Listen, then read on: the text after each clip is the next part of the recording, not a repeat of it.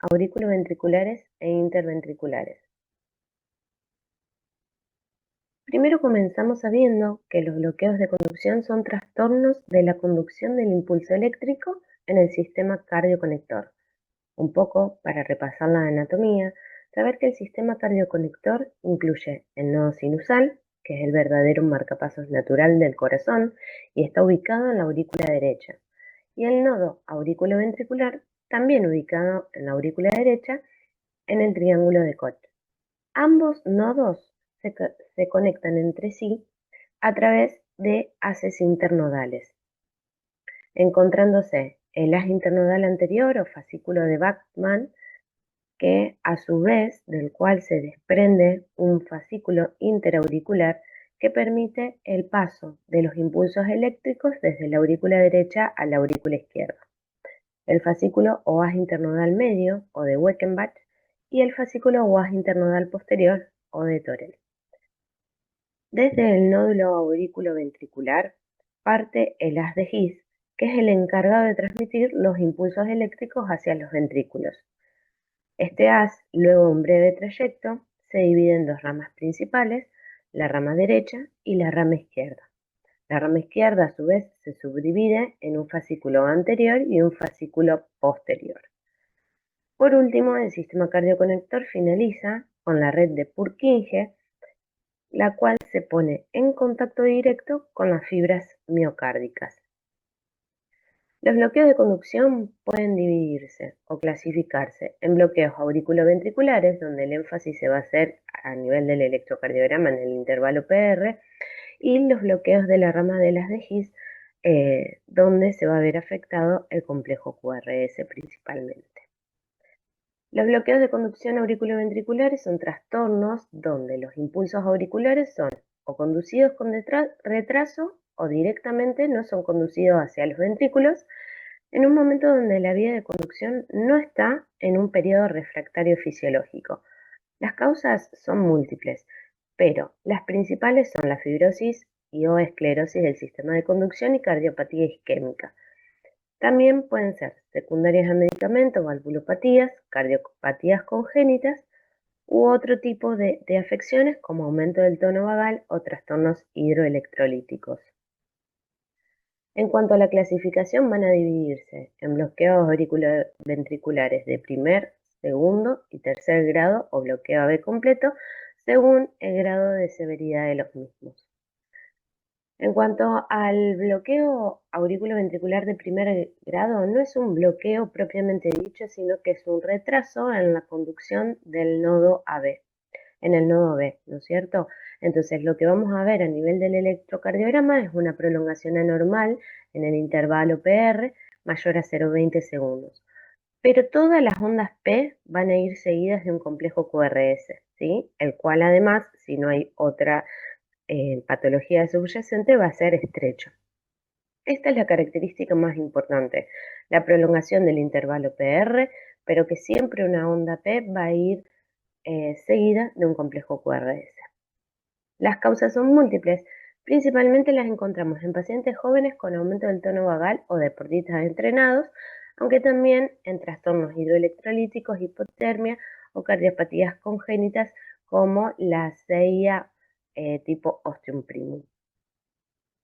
En cuanto a los bloqueos AB de segundo grado, casi hay una interrupción discontinua en lo que es el paso del estímulo de las aurículas a los ventrículos, y a su vez se subdivide en bloqueo AB de segundo grado tipo 1 o Movitz 1 o Weckenbach, que es un enlentecimiento progresivo en la conducción auriculoventricular hasta que un impulso se interrumpe y no pasa, ¿sí?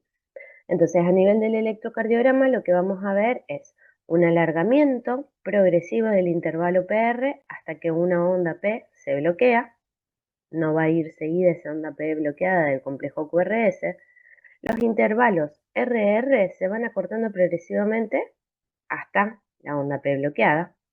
El complejo QRS, si no hay otra patología subyacente, va a ser estrecho. Y también saber que el intervalo RR que contiene la P bloqueada es más corto que dos intervalos RR previos.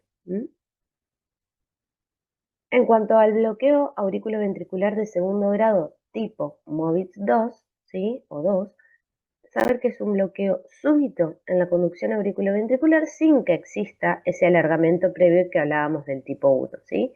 Y siempre implica una enfermedad o una cardiopatía subyacente, ¿sí? Estos bloqueos siempre son patológicos y debido a una enfermedad cardíaca subyacente. En el electrocardiograma vamos a observar una P bloqueada con intervalos PR previos y posteriores de similar duración, ¿sí? El intervalo, además, RR, que incluye la P bloqueada, es igual a 2 intervalos RR previos. Y el complejo QRS, si no hay cardiopatía subyacente u otra patología que lo altere, va a ser estrecho. El bloqueo de segundo grado tiene una tercera subdivisión, que es el bloqueo de alto grado, en donde la conducción se bloquea cada 2 o más ondas P, ¿sí? Ahí se los puse esquemático, es el que se llama 2.1. Y para finalizar con este tipo de bloqueos está el bloqueo auriculoventricular de tercer grado o bloqueo AB completo. Esta es una verdadera urgencia cardiológica en donde existe una interrupción completa en la conducción auriculoventricular. ¿Qué quiere decir? Que ningún estímulo generado por la aurícula va a pasar al ventrículo. Entonces las aurículas y los ventrículos se estimulan cada uno a su ritmo y siempre la frecuencia auricular va a ser mayor a la ventricular. Las ondas P y los complejos QRS no tienen relación entre sí. Es lo que se llama una disociación, ¿sí?, entre la onda P y el complejo QRS.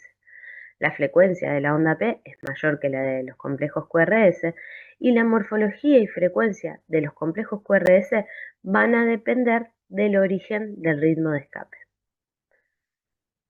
Los bloqueos completos pueden ser congénitos o adquiridos. La función cardíaca principalmente se mantiene gracias al marcapasos de escape de la unión AB o ventrículos, ¿sí? Puede estar el defecto localizado en el nodo AB, en el haz de His o en sus ramificaciones.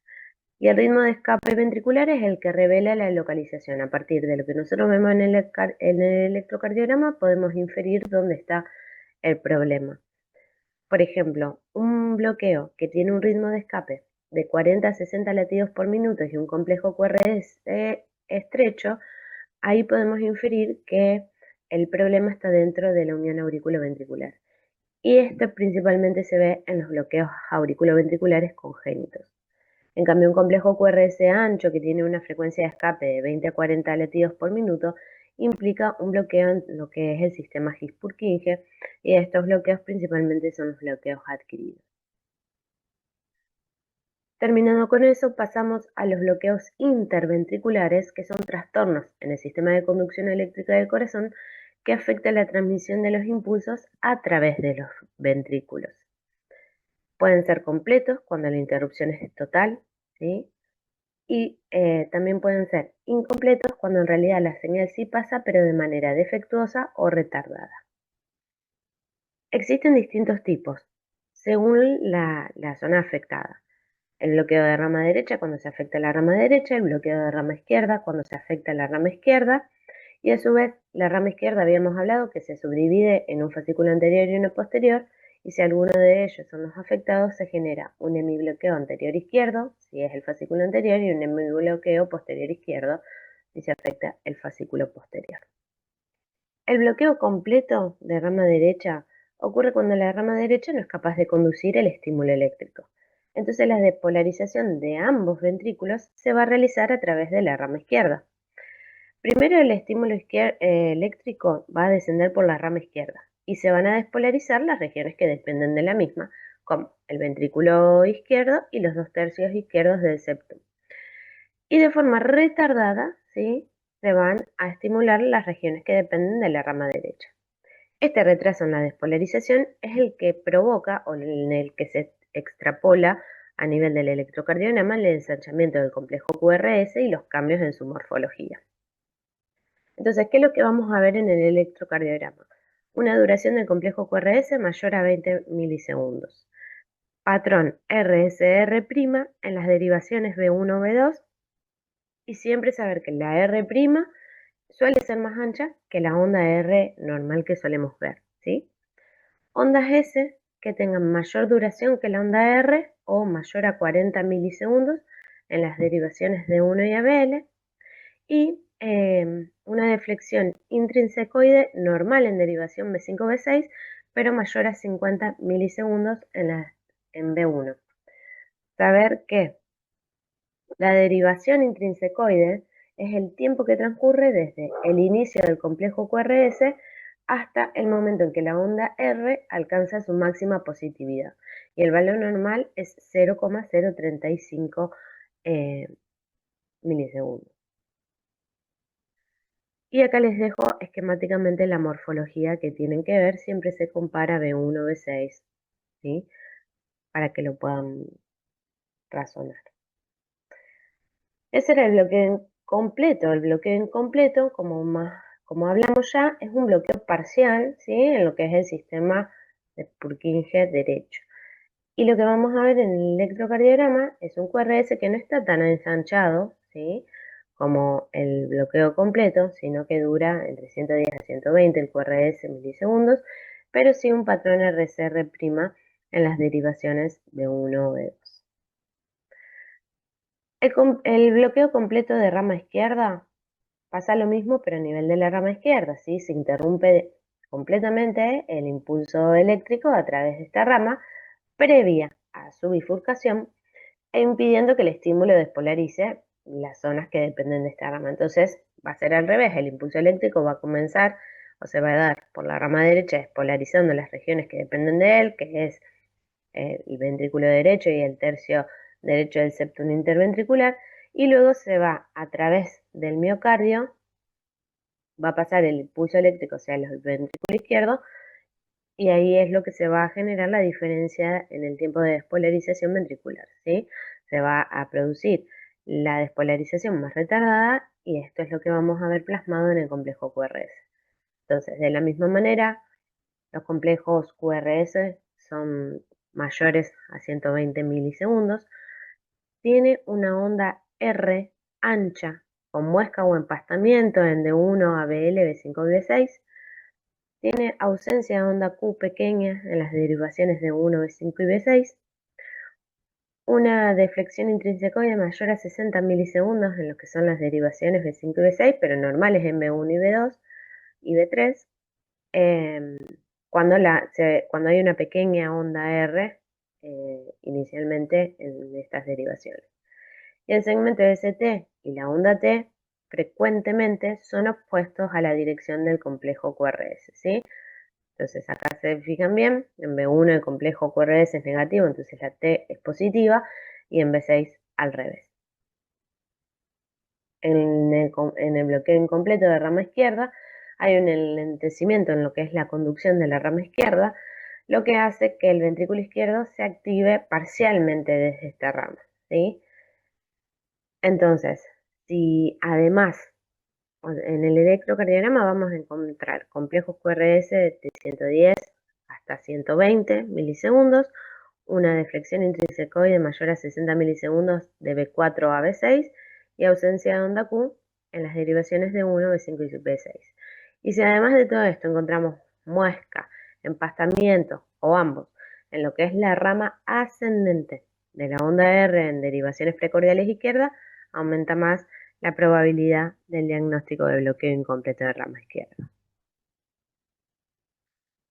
Esto era cuando se producían alteraciones en las ramas previa a la bifurcación de la rama izquierda, ¿no es cierto? Ahora, cuando se bloquea o cuando el problema está en el fascículo anterior, se va a generar un hemibloqueo anterior izquierdo, ¿sí? Se produce un retardo en lo que es la activación de la región que depende de este fascículo, que es la región anterosuperior del ventrículo izquierdo.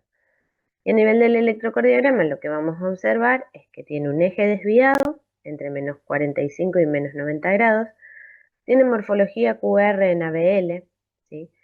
El intervalo al pico de la onda R en ABL es mayor a 45 milisegundos, y la duración del complejo QRS tiene que ser menor a 120, ¿sí?